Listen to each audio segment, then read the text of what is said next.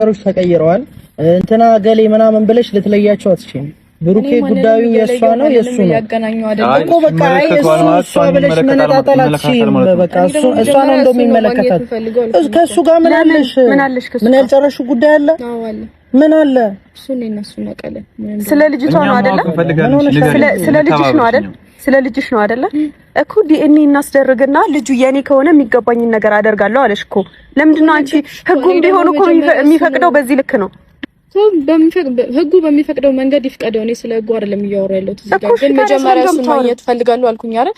ሶ ማግኘት አለብኝ። ካገኘሁት በኋላ የሆነ ነገር ይሆናል። ምን እንደምታደርጊው በምን አውቃለሁ? ምን እንደለመድሽው ማይሆን ነገር እንደማታደርጊ በምን አውቃለሁ? መቼም እሱ በጤናው እንደዚህ እዚህ አይነት ችግር ውስጥ ሊገባ አይችልም። ከገብቶ ከሆነ ራሱ ነገርኩሽ። እኔ የሰው ልጅ በዚህ ልክ ወጥመድ ዘርግቶ ሲራመድ ባንቺ አየሁ። እኔ ምንም አይነት ወጥመድ እየዘራ ቤተሰብ ዛሬ በጣም በሚገርም ርዕስ ነው የመጣሁት ማለት ነው። መግቢያው ላይ እንደሰማችሁ እንዳዳመጣችሁ ማለት ነው እዩ ግግም እንዳለች ነው ያለችው ማለት ነው። በነገራችን ላይ እኔ ስንት ሰው አይቻለሁ እንደ እዩ ግግም የሚል ሰው የለም ማለት ነው። ሀይሚን ብላለች ማለት ነው። እና ምን እንደሚሻላት እንግዲህ አናውቅም። እነ ሀይሚም እነ ብሩኬም በጣም ግራ ገብቷቸዋል ማለት ነው።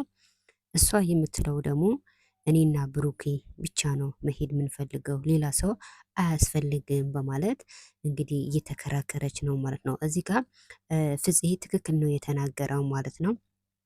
ሀይሚ ማለት ብሩኬ ማለት ነው፣ ብሩኬ ማለት ሀይሚ ማለት ነው ማለት ነው። ስለዚህ እዩ ልትለያቸው አትችልም ማለት ነው። በዚህ ጉዳይ ላይ ሀይሚም ይወክላታል ማለት ነው። ግዴታ ነው አለ ሀይሚ የሚሆን ነገር የለም ማለት ነው።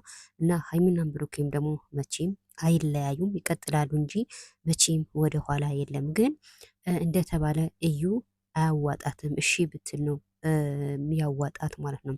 ስለዚህ ምን አስባ ነው ምን ፈልጋ ነው እኔና ብሩኬ ነው እንጂ ሌላ ሰው አያስፈልግም፣ እናንተ አትሄዱም፣ አያገባችሁም ለምን ብለው ሲጠይቋት እኔና እሱ እንተዋወቃለን በማለት መልስ ሰጣለ። ሀይሚ ደግሞ አለኔ በጭራሽ አይሆንም የሆነ ነገር ብታደርግብኝስ በማለት ያው ሰምታችኋል መልስ ሰጥታታለች ማለት ነው። ግን እዩ በጣም ገገማ ናት ማለት ነው። አንዴ ሰው ከገገመ ገገማ ነው አይደለም?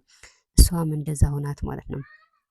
እና በህይወት ዘመኔ እንደዩ ጠማማ አይቻል አቅም ማለት ነው። ስንት ቀን ነው ቢያንስ 4-5 ቀን ይሆናል ይሄ ነገር ከተጀመረ ማለት ነው። እና 3 ቀን 4 ቀን በተለቀቀ ቪዲዮ እንደተለመነች ነው። ከትላንትና ወዳም እንደዚህ ትላንትም እንደዚህ እና በጣም ነው የሚያስጠላው። እና ነገሮቹ ያው እንደቀጠሉ ነው ማለት ነው።